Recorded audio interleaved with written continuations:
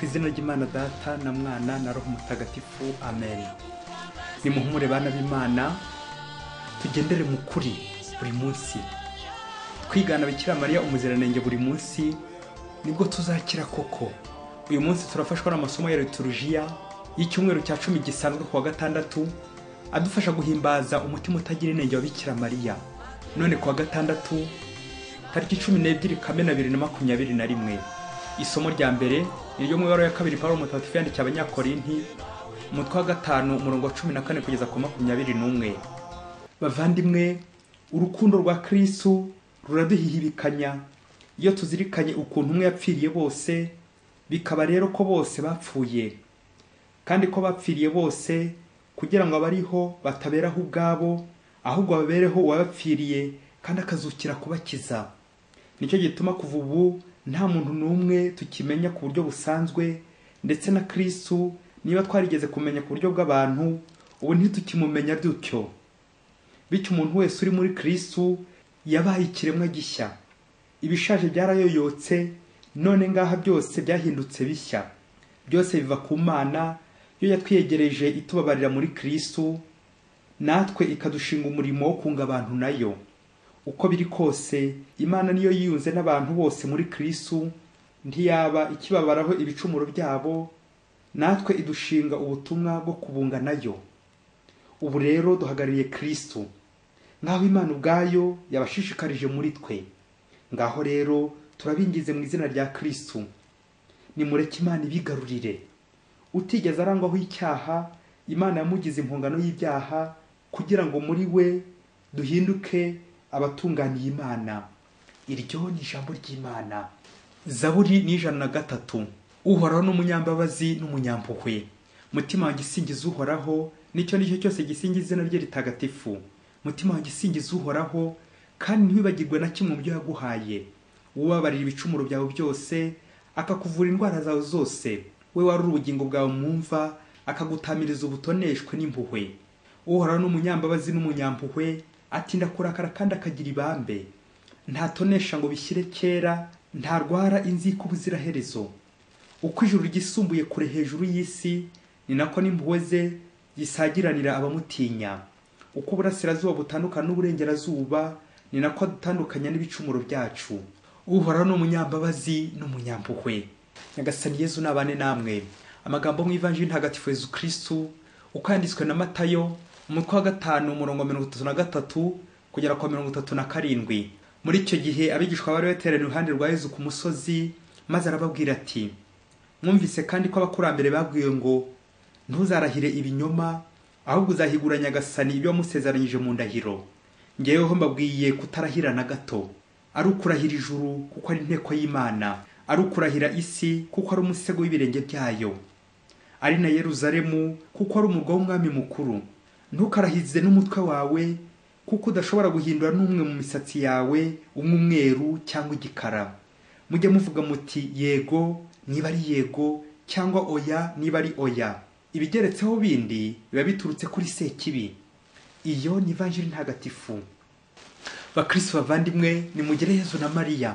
Papa Francisco uri hubu niwe wavuze ati: umukristo udafite cyangwa utabona Bikira Mariya nk'umubyeyi, uwo ni imfubyi. Un chrétien qui ne perçoit pas la Vierge Marie comme une mère est un orphelin. Ejo hashize ku wa gatanu twahimbazaga umutima mutagatifu wa Yezu. Dore ko nta ukunda umwana ngo yanjye nyina, kunda Yezu na Mariya. Uyu mutima wa Yezu uhamagara wa Bikira Mariya. Iyi mitima yombi yunze ubumwe. Ntiwavuga Yezu utavuze Bikira Mariya. Ntiwavuga Ukarisiya ngo wibagirwe ishapure. Ntiwavuga umucunguzi ngo wibagirwe amubyaye. Ntiwavuga ubupfunizuka bya Yezu Kristo ngo wibagirwe Yohana na Bikira Mariya munsi y'umusaraba, n'ivuka rya Kiliziya ku mugaragaro ku munsi wa Pentekosti, ya Kiliziya ya Yezu, aho Yezu na nyina bakorana bunze ubumwe. Mbese ntiwakwinjiza Yezu ngo Bikira Mariya asigare hanze.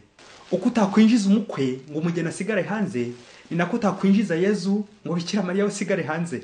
Uko rero niko utakwirata ngo wowe uzi Yezu, ariko uri gusebya umugeni we Bikira Mariya. Ese mugabo, wowe wasebya mama wawe, umumenya wa mugenzi ute? Twibukiranye abavandimwe ku bafana b'umupira hirya kure muri Afurika kera mu mateka, hari umukinnyi ukomeye babwiye bati nyoko ni indaya. Nubwo uwo muntu wari umusebeje, yarabivuze buhoro yongorera, ariko natwe byatugezeho ko yamututse ku babyeyi. Uko uwo batutse yamwishyuye ntitubisubirire mwaha. Icyo twibuka nuko uwatuswe yahise abisha ararakara. Hani ikindi gikorwa kibi yakoze. Imana ibahe imigisha n'amahoro abo bose. Bitwibutse ko nyina w'umuntu akomeye. Umunyarwanda wati akabura ntikaboneke ni nyina w'umuntu. Muvandimwe rwazenguruka amahanga yose, nta uruta mama wawe. None se kuki mama muha icyo cyubahiro?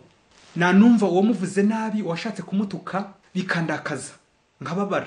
Ariko ngiye nkirwa ntukababyeyi babandi byagahoma munwa, ngirwa nsebye nyina wa Yezu, nyina w'Imana Bikira Mariya. Ubwo se uwo ninde ubabara bwa mbere? Birumvikana ni Yezu. Iyo tutse Bikira Mariya ni Yezu ubabara, kuko nanjye ututse mama ni njye ubabara. Iyo tutse nyina wa mukinnyi ubabara. Rero iyo tutse Bikira Mariya ni Yezu ubabara bwa mbere. Nabwo watuka Yezu, Bikira Mariya agashavura akababara. Nguko ko Yezu na Bikira Mariya bakorana 5-5. Cyakora twebwe abavandimwe ntabwo tuje gutukana no kubabaza uwo mwana na nyina, ahubwo tuje kubarata. Kuko tuzi aho badukuye, baradukijije. Ils sont là pour notre salut. Amasomo Kiliziya umubyeyi wacu yaduteguriye kuri wa gatandatu, umunsi mukuru w'umutima mutagatifu wa Bikira Mariya utagira inenge, aradufasha kuzirikana ku ngingo yo kuvugisha ukuri, kubaho mu kuri, gukorera mu kuri. Bityo tukirinda ibinyoma, gucurikiranya indahiro, tukabaho mu kuri nka Bikira Mariya ushyingura byose mu mutima we, wa mutima utagira inenge, amabanga y'ukuri, amabanga y'Imana, amabanga yo gucungurwa kwacu. Ukuri kurakiza. Nguko Paulo yabidushishikaje mu isomo rya mbere, ati nimureke Imana ibigarurire. Amen.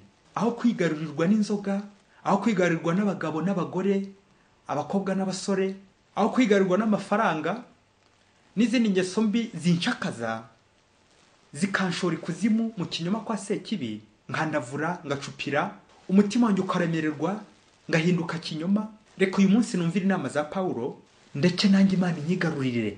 Nkuko Bikira Mariya yemeye, Imana ikamwigarurira, maze akagendera mu kuri, ukuri kw'Imana. Nanone Paulo turangira ikiza cyo gutunganira Imana muri iri somo rya mbere, yagize ati utigeze arangwaho icyaha, Imana yamugize impongano y'ibyaha, kugira ngo muri we duhinduke abatunganiye Imana. Amen.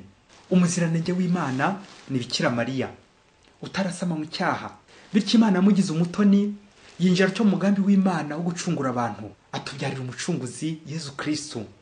Bikira Mariya mu bwiyoroshye bwe tuzirikana uburyo yemeye adashidikanya muri ya fiati ye, fiat voluntas tua domine, que ta volonté soit faite Seigneur. Ugushaka kwa ni gukorwe Mana. Iyi yego ya Bikira Mariya ni iranga abavugisha ukuri bose, abagendera mu kuri kw'Imana. Nkuko Evanjiri uyu munsi yabidusabye, Yezu ati bababwiye ngo ntuzarahira ikinyoma, ahubwo uzahigure Nyagasani ibyo wamusezeranyije mu ndahiro. Ngewe rero mbabwiye kutarahira na gato, mujye muvuga yego niba ari yego, oya niba ari oya, ibigeretsweho bindi biba biturutse kwa Sekibi. Amen. Urakoze Yezu kutugira inama nziza yo kukwemera wowe nzira ukuri n'ubugingo, bityo tukirinda kugendera mu kinyoma no mu buryarya. Urakoze Yezu. Umutima wa Bikira Mariya utagira inenge duhimbaza none, wongere kutwibutsa kuvana mu mitima yacu icyitwa ubuyobe cyose, icyitwa umwanda cyose, icyitwa isayo cyose, icyitwa ingeso mbi zose zituma tuba babihemu, kuko Bikira Mariya twigana atigeze ababihemu. Kidobya, kinyoma, manyanga, kirumira habiri, ahubwo umutima we ubitsemo ukuri kw'Imana, amabanga y'Imana, umukiro w'abantu. Bikira Mariya mubyeyi warakoze. Nuko bavandimwe, Imana ni ukuri, naho Sekibi ni kinyoma, ni umubeshyi, kareganyi, diviseur. Muri iyi si hakorerwamo ibyaha byinshi, za ruswa ziraribwa kakahava, imanza ziragorekwa kakahava, indahiro ziracurukiranwa kakahava. Icyo kintu cyo gushaka gutwikira, mbese umunyamafuti agashaka kwirengera no kudaseba, ariko ni hahandi ntawe ucana itara ngo ryubikeho ikibo. Kandi muvandimwe, burya iyo wiyemeje gucana, biragoye ko wakumira umwotsi wose. Ni koko nta n'igihishe kitazahishurwa. Uko ushaka kwibera, kwiyorohereza, kwirengera no kwihagararaho mu mafuti yawe, akaba mugabo ngo amafuti y'umugabo nibwo buryo bwe, ibyo ngibyo nibyo bigutera gucurikiranya indahiro no gukwirakwiza ibinyoma. Mbese ugasanga isobanuro cy'ijambo ukuri cyarakamye mu bantu bamwe na bamwe, aho bavuga ko ukuri gushobora kuba ikinyoma benshi bumvikanyeho, abenshi bemeye. ye baba we bavandimwe, Yezu arababara igihe tumubeshyera. Bikira Mariya aba yashengutse kera, kuko buri gihe yifuza ko twanyura umwana we Yezu Kristo tukagendera mu kuri, kuko Yezu ubwe ni ukuri. Ngo Imana ije kugusura uyu munsi igutunguye, ibyo yasanga urimo gukora ubu ngubu wabikomeza cyangwa wahindura bitewe n'isoni wagize. Ngo wakwereka Imana wakomeza ibyo urimo.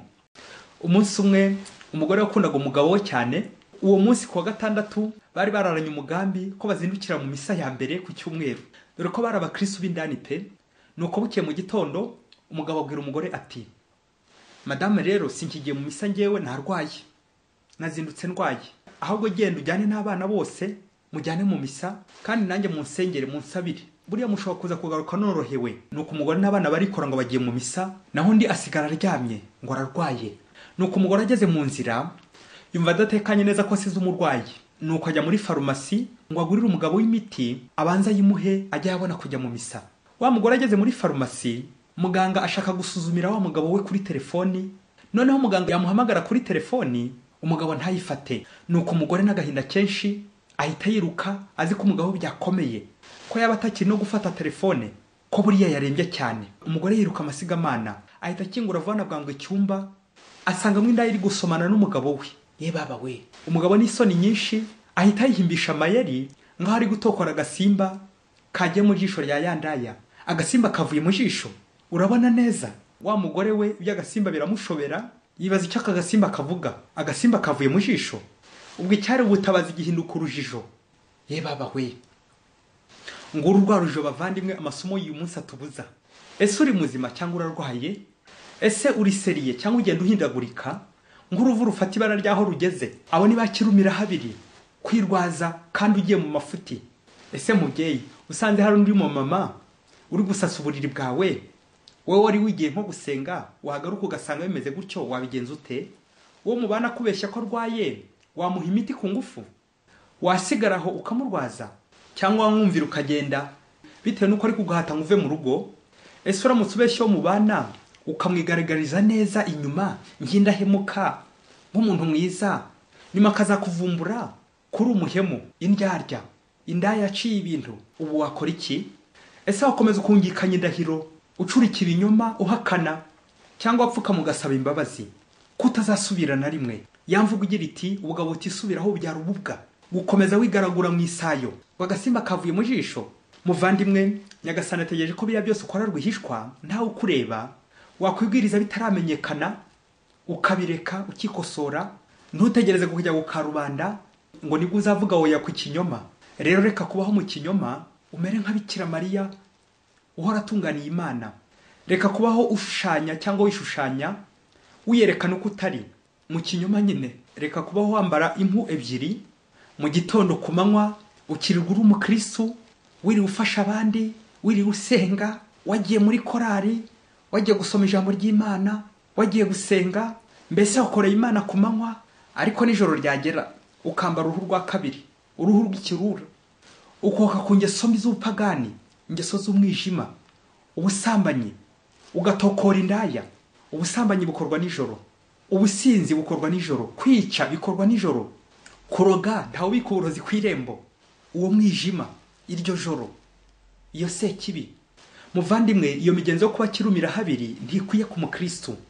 Reka rero kuryarya Imana maze twigane Bikira Mariya umuja w'Imana.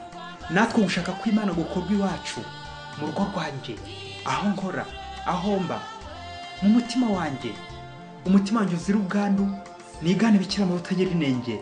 Mwese mbaragije umutima utagira inenge wa Bikira Mariya, ngo Bikira Mariya dusabire ku Mana maze aduhe imigisha. Imana Data na Mwana na Roho Mutagatifu. Amen. Umutima utagira inenge wa Bikira Mariya udusabire. Padiri Masumbuko Ladislas wa Diocese ya Cyangugu.